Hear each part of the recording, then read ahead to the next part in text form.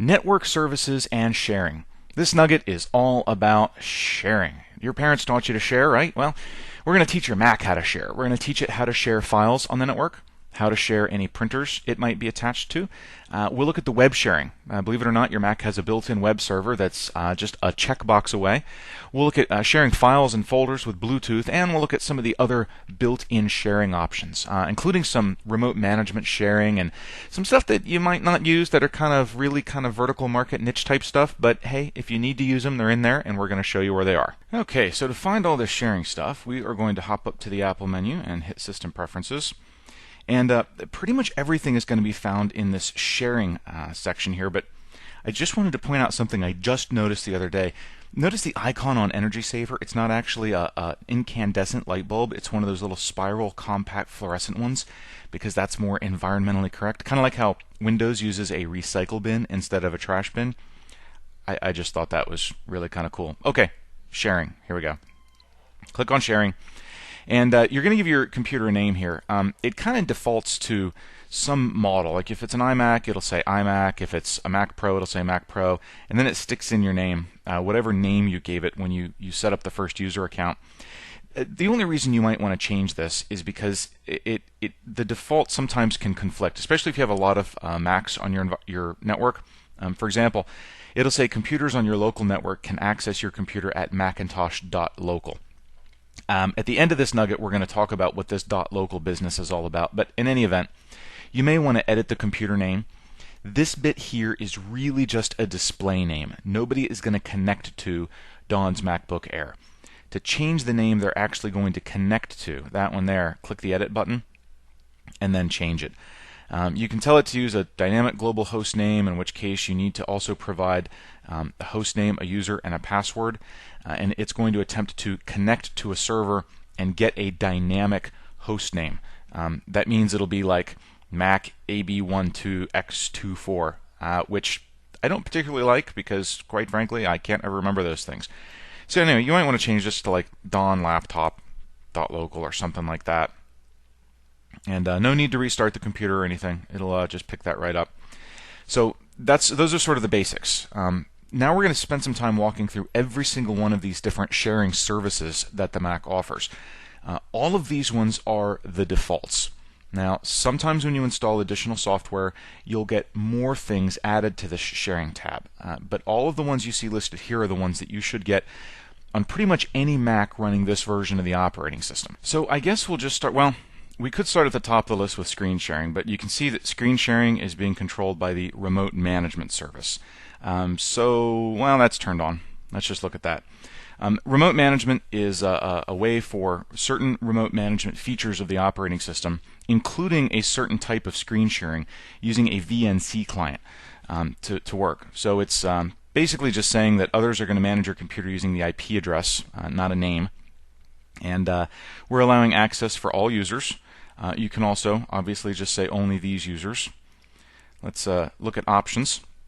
This is allowing local users to observe, control, show when being observed, generate reports, open applications, change settings. So you can kind of limit the things someone can do when they're operating this computer via remote control. And then on the computer settings, show the remote management status in the menu bar. You can see we'll get a little icon up in the menu bar for that when I close this. Allow anyone to request permission to control the screen as opposed to just viewing it. And any VNC viewer may control the screen with this password. My experience has been that the vast majority of VNC clients will work just fine. And where this comes in handy, and the reason you might want to turn it on, is it kind of stands in for the remote desktop feature in Windows.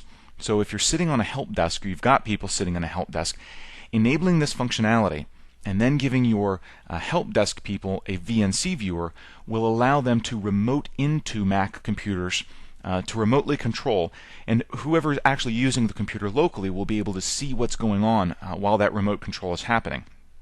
And then you've got some miscellaneous fields that you can stick into the System Overview report. Now, this can kind of be a little confusing, this business with the System Overview report. Some of the features of this remote management, primarily the VNC viewer feature, will work with any third-party VNC viewer. However, some of these other remote management features, a system overview report, for example, is only available if you're using Apple's remote desktop application. Now, that's not to be confused with Microsoft's remote desktop services. Apple Remote Desktop is actually a piece of software that's designed to work in conjunction with Apple's OS X server operating system. But at the very least, you have to go buy Apple's remote desktop stuff. You buy it for a certain number of remote controlled clients. It gives you the remote control bit, the client piece, the application, the management application that lets you run system overview reports and so forth. So that's sort of if you have a decent number of Macs on your environment and you kind of want to buy into the Apple way of managing those things. So that's remote management. Let's jump up to file sharing. This is pretty much like file sharing in Windows. The exception is especially in earlier versions of Windows, not so much with new ones, but older versions like Windows XP and Windows 2000, file sharing was on by default. You just had to decide what folders were going to be shared.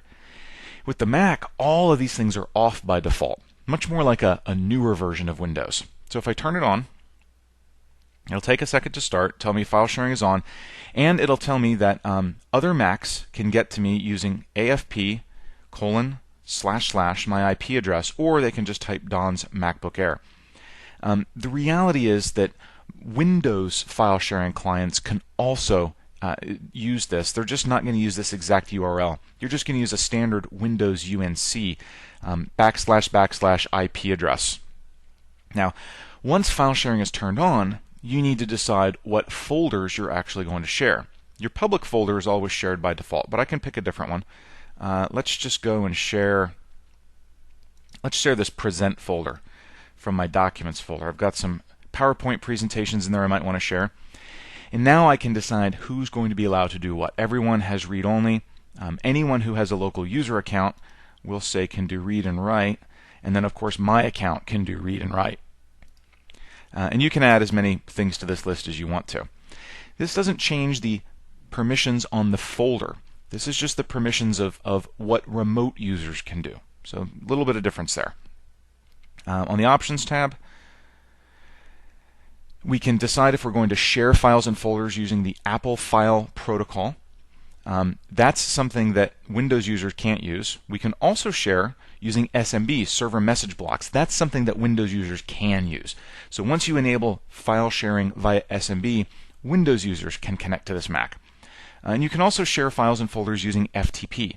So it's telling me that I've now enabled the built-in FTP server, and here's where people can get to it, FTP 10.0.1.8. And then if I'm sharing via SMB, I do have to enable SMB sharing on a per user account basis. So I'm going to enable that user, and I need to enter that user's password. And that password has now been stored in a manner that is less secure than the normal way that Macs store user passwords. And it has to be stored that way in order for SMB to work. So now when I hit done, we can see that there's no changes to this screen. It's not reminding me that SMB is enabled or anything else. I actually need to go into this options box to look at that.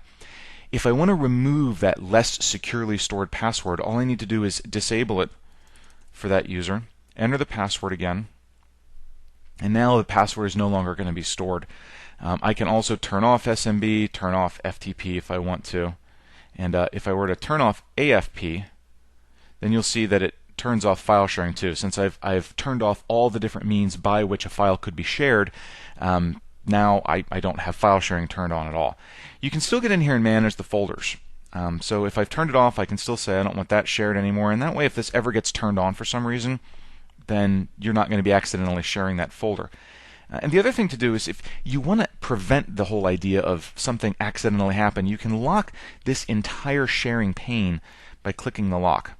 And you see everything grayed out now. You can't make any changes to anything except Bluetooth sharing, which we'll come to in a second.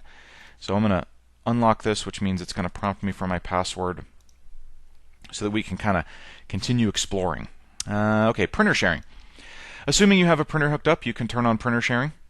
We'll go ahead and turn it on.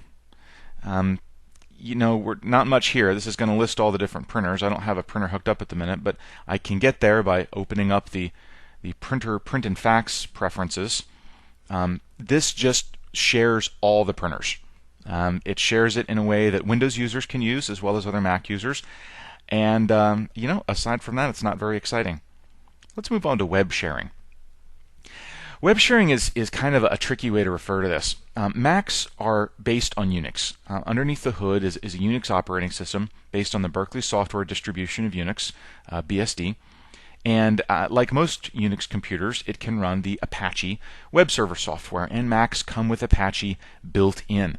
So if we let's go to my home folder.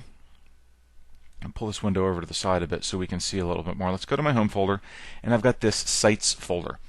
This is where Apache looks for its web documents by default. So this is considered the root of your local website. When you turn on web sharing, other users can view web pages that are in that sites folder, and here's how they're going to get there. They're going to go to 10.0.1.8 to go to the global website for the computer, and 10.0.1.8/username to get to my personal website. So again, let's go back to the hard drive. Under my home folder, this is my personal site. So this would be the computer's IP address /username. And if you want to get to the global site, you're going to find that in library. So let's pull this over so I can get to the scroll bar. Scroll down. We've got web server, and we've got documents. And you can see that there's already a bunch of stuff built in. This is basically just a congratulations, you successfully installed Apache. This website is under construction type page. In fact, now that I've enabled that, let me see. I may have the firewall on, so this might not work, but let's just try it real quick. 10.0.1.8 it said. Oh, and there it is. It means you've successfully installed Apache web server software. Yay! So that's where the global website lives. And so that's what this is telling us, is that's where the global website is located, and your personal website is accessible that way. So the next thing we'll look at is remote login. Remote login is an SSH server. So if we hop over here, let's go to google.com, and we'll look for a Windows SSH client. Lots of different SSH clients for all sorts of operating systems. So if you have an SSH client, and there is one built into the Mac, by the way, just open a terminal window and run SSH. If you've got an SSH client, it means you can get into your Mac server if you have enabled remote login. So I will enable remote login. Oop, there we go. And it tells me to get to it, I need to do SSH username at IP address. You can change this username. It can be any user account on the local computer. The only reason it's showing me this username is because that's the user I'm currently logged in with. This is saying to allow access for all users who have a local user account, and you may want to restrict that. So you can come in and choose, let's just say, only people who are in the administrator's local group.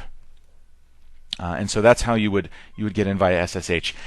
If you're going to turn on remote management so that you can get in visually with a VNC client, it makes sense to me to turn on remote login as well. And the reason I like that is because there's a lot of troubleshooting you can do on a computer that doesn't involve needing to use the Mac GUI. If you're comfortable with the Mac terminal window, the command line, and you're comfortable using that to run things like, well, I don't know, ping or traceroute or NSLOOKUP or something else, SSH requires a lot less bandwidth. It's a lot faster and a lot trimmer. And so when I can use remote login, SSH, to do troubleshooting of a remote machine, I like to do that first. Also because doing that doesn't interrupt whoever might be using the computer locally, graphically, which means I can have an SSH session open to a machine while that machine's user is actually sitting down, bopping around in Word or PowerPoint or whatever. So that's remote login. Next, I reckon we'll go to, let's see, we did remote management, so let's look at remote Apple events. This allows applications that are running on other OS X computers to send events to this computer. It's kind of a distributed computing environment. Again, you can configure the user accounts that you want to be able to take advantage of this, and you've got just a couple of options. Actually, one, allowing events for Mac OS 9, but you can fill in the password too, because it used a single password per computer rather than relying on user accounts. This is something that frankly, unless you've got a Mac application that needs this, you're never going to turn this on. And if you do have a Mac application that needs this, then its documentation is going to tell you exactly how to set it up and make it work. Xgrid sharing kind of has a similar feature. The idea with grid computing is that one master computer is given tasks to do. I guess the classic example is DNA protein folding. You've probably heard of the protein or the folding at home screensaver project, or the SETI at home, where your computer runs a screensaver, and the screensaver goes out and gets some unit of workload, either a protein sequence to fold or some radio signals to analyze for the search for extraterrestrial intelligence, or SETI. And it does the work, and it sends the results back up to that master computer. Well, Xgrid is kind of a way to do that using OS X server, and you design and you create the workload on the server. So you have to have an application, and then it can distribute little bits of the workload to any computer that's got Xgrid sharing enabled. So there's an agent here. I enabled this. This is telling me that the agent is currently set up to require the Xgrid controller to provide a password, but I haven't set a password. So I need to then come down here and set a password. Or I can change the authentication method. I could say single sign-on, which means I need to use a user account, or I could say no authentication is required. And it's warning me here that I'm now allowing anyone to dump Xgrid workloads on my computer, which means I could conceivably, I could get a virus that way. I could get a workload that's telling me to participate in a distributed denial of service attack. Probably a bad idea to have no authentication. With it turned on, so let's turn it on and set a password here. Configure. We need to tell it what controller to use. Now, there is an ability built in to the Xgrid agent to go find an available controller, or you can specify a controller name. And you can tell it when to accept tasks, always or only when this computer is idle. And really, that's just how much you want this Xgrid stuff to impact what this computer's doing. I'll be honest with you, about the only time I really see Xgrid sharing is in university environments where there's some big workload that has to be done and they want to distribute that across Mac client computers that are in that particular department of the university.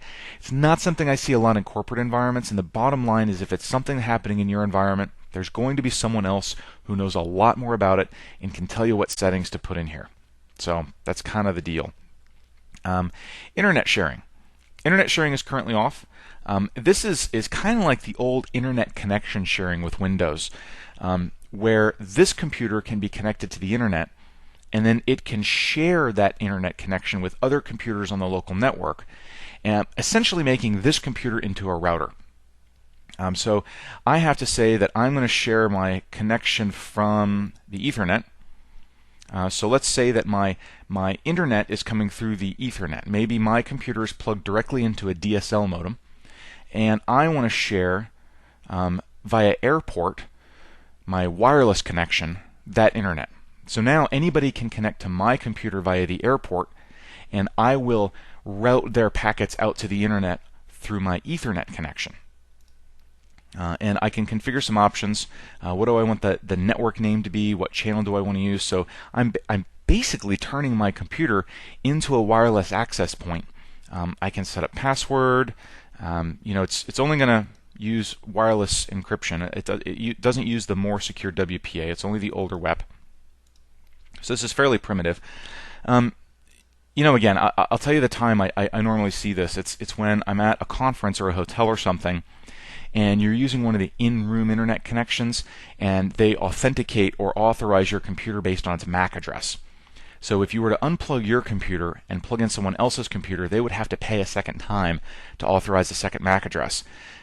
So if you're in the room with somebody or a couple of people, maybe you've got a little meeting, you've booked a small conference room or boardroom in a hotel, and you want to share the internet connection. Frankly, I've used this before. The performance on it is okay. I guess it's better than nothing. If it's a scenario that you find yourself having to use a lot, it would make a lot more sense to just go get an inexpensive, small, portable wireless access point. Apple makes one called Airport Express. It's about the size of an AC adapter. You plug it in, let it share the connection wirelessly with all the computers. It's a lot more effective than this internet sharing. This is neat, but I don't find it to be particularly practical. So the last sharing option we have is Bluetooth sharing. We're going to turn that on right now so we can play with it. This enables your computer to share files with other Bluetooth-enabled computers and devices. Now, this is not controlling the computer's ability to synchronize with a cell phone over Bluetooth, if you have that kind of cell phone. This is not affecting your computer's ability to use a Bluetooth headset, if you have one of those. This is not affecting your computer's ability to use a Bluetooth keyboard or mouse, if you have one of those. This is just file sharing over Bluetooth. So what you can say is, when this computer receives an item, do you automatically want to save it, open the item, which I don't recommend. It's just too easy to pick up a virus that way, or ask what to do. Or do you want to never allow receiving of items? And when receiving items, do you want to require that the sending device go through pairing first, meaning you actually have to put both computers or devices into discoverable mode and type a PIN on each one so that you can kind of authenticate the connection and instead of just receiving files from any idiot who happens to have a Bluetooth device. When you do download an item, where do you want them to go? So downloads folder makes sense. When another device or computer wants to browse the folders and files on this computer, what do you want to do? Do you want to allow the browsing or ask what to do every single time? Do you want to require that devices be paired? Again, going through that business of typing a PIN and creating an authenticated connection between the two. And what folder are you going to allow other people to browse? Public is a good one. Couple of preferences we can configure. This is actually taking us to the Bluetooth preferences pane, so we can connect devices. This is where you're going to go to pair a device. And this is something that we talked a little bit more in the nugget on printing and other peripherals. That was nugget number 6. So if you want to go back to that to review kind of how the Bluetooth all fits together, then you can. All right, well, I guess that's all of the sharing options. Let me turn Bluetooth sharing off so I don't accidentally share something with someone I didn't mean to, and we'll close the preferences pane. This nugget has been all about sharing. We looked at how to share files, and not just sharing files, but sharing files with Macs via AFP, sharing files with Windows via SMB, and sharing files with anybody via FTP. And I should point out, too, that even Macs can share via SMB. So all sorts of options for sharing files. Also, sharing printers, if you have a locally attached printer or fax. Web sharing, which is basically just what Apple calls turning on the built-in Apache web server. Sharing files with Bluetooth. And sharing other stuff. Things like sharing the screen via VNC. Sharing the login, remote login with SSH. We looked at XGrid and other sorts of weird, very niche application-specific type sharing. Anything that your Mac can share with the network, we've seen how to share it with the network. I hope this has been informative for you, and I'd like to thank you